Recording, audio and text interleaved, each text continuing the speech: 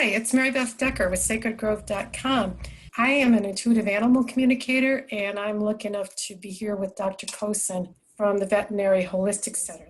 I'm so glad to be talking to you today, Dr. Kocen.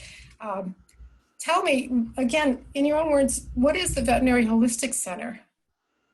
Well, Mary Beth, thanks for having me. Yeah. I love talking about holistic medicine and certainly about the Holistic Center. So the Veterinary Holistic Center is in North Springfield. We're a practice that is limited to, we'll call it holistic services, holistic medicine.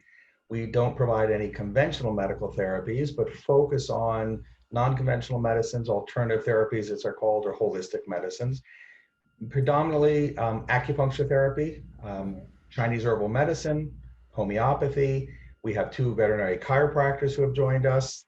We have massage therapists and rehab specialists. And of course, we have an animal communicator, yourself, who has joined us as well. And to continue to look for other services to add that can provide care for animals that maybe we can't do from a conventional medicine side. Okay, so tell me, I'm going to switch over to the herbs. Mm-hmm.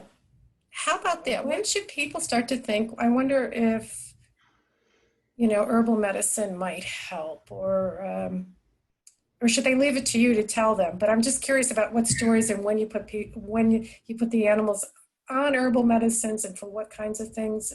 If there's some few stories you can tell or examples you can give us that start to think about, geez, maybe I need to check with you about that.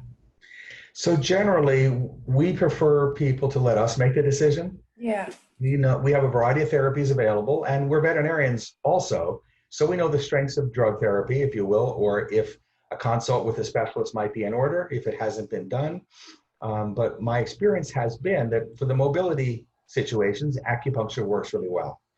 Where the herbal medicines can be very helpful have been a collection of conditions, I guess I would call metabolic diseases, such as liver and kidney changes, either through exposure to toxins, age-related diseases, particularly as dogs and cats age.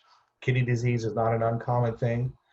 And chronic skin problems, chronic digestive problems, chronic respiratory problems. But the key there is chronicity, meaning longer term. These are all longer term inflammatory processes, which anti-inflammatory medicines may or may not control. And if they do, they have their side effects. And if you try to get off the drugs, the problems come back because truly they never went away. You are controlling the inflammation. Herbal medicines, particularly Chinese herbal, which is my training, but herbal medicines in general work to stimulate the body's immune system to try to decrease that inflammation. So in that way, it's safer for the body because it doesn't hurt the liver or hurt the organs, because the body doesn't see the medicines as a toxin as it would a pharmaceutical. But also by training or stimulating the body system to work, it gives a much broader effect. It's fixing things in there that we really don't even know about. But the body knows, it just didn't have the capacity to do so, or it wasn't doing the job. Sometimes I tell people the herbs, just kick everything into gear and get the body doing what it can do. So indeed the disease it wasn't fixing itself for whatever reason. So that's where we find it helpful. Herbal medicines can be problematic in cats because they don't taste so good. And cats but some cats are amenable. So we might use herbal therapies in them when we can, liquids when we can. Often they just need a few drops if they're a smaller size cat. Even some of the powders can be mixed in. With the dogs, we tend to use the tablets and maybe some of the powdered concentrates or capsules because they can be put in the food, and most dogs are not quite as discriminating. Herbs can be used for longer term. Again, older animals, older people, your immune system's getting a little bit weaker, so there are some immune tonics, as they call them, which generally enhance immune function without saying, go fix this, go fix that, just in general to boost. You got some of these 14 and 15-year-old dogs, everything's getting slow. But it doesn't mean that there isn't some capacity in there that you can't tap into to just increase the efficiency of how the body's doing. So the overall function is they're more alert, they're more connected. Sure, they sleep a lot, but they're old. But when they're awake, they're more connected, they can do stuff. They still walk slow, they're old, it's okay. They say, I'm gonna get there, it's okay. They're not in a hurry anymore. That's right. So that's where herbs can be rather beneficial. And as I said, my training is Chinese herbal. I don't use a lot of Western herbs only because I haven't had training in that area. But a good Western herbalist can do just as good, I suppose, as Chinese herbal. Is there one dog or cat that just comes to mind when you think about Chinese herbals that you could tell us a story about? Or Well, you had one dog that did really was behavioral issues, if you will. He was just a little wild on the leash when they took him for walks. yeah, He was a bigger hound and fine with people when he saw other dogs. I don't know that it was really aggression, but it could be taken that way. But it was just hyper excitability, if you will, and a little more hyper vigilant at home too. You know, looking out the window, people passing by, just a little more vocal than they needed to be, and just you figure, wow, that's all wasted energy. Why do that? You don't need to do that. exactly. So actually, this was a case where we introduced different herbs over time. We made modifications, and then he ended up being on 3 different formulas because no one formula really helped. But once we had the right combo, and each one was a lower dose, we didn't need to give a full dose of each one. We kind of gave a low dose of different ones to customize a formula, if you will, to his needs.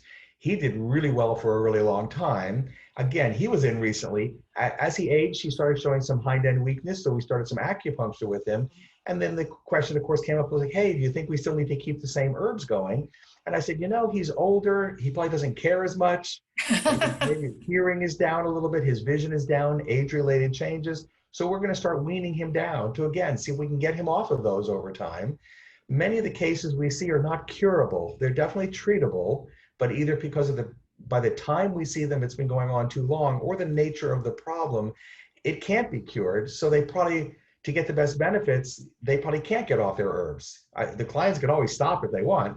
And ultimately, they'll still be better than they were before we started, but in time, those progression continues. So we find continuing at some level of therapy gives the best benefits for most of our patients. Hypothetically, if we could intervene sooner, we could actually nip some of these things in the bud, maybe some of these mobility guys, where they have this progressive hind end weakness.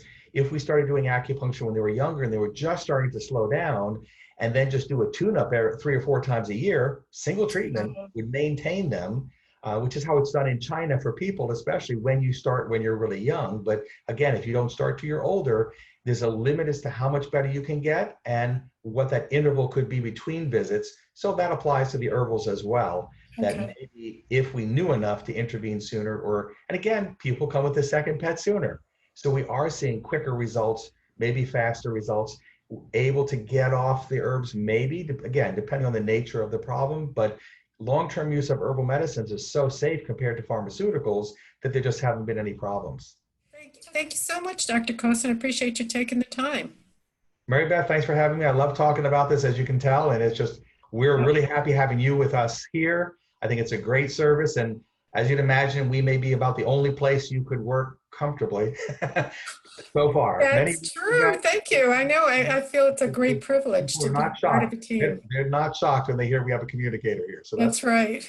wonderful. All right. All right, thanks. Mhm.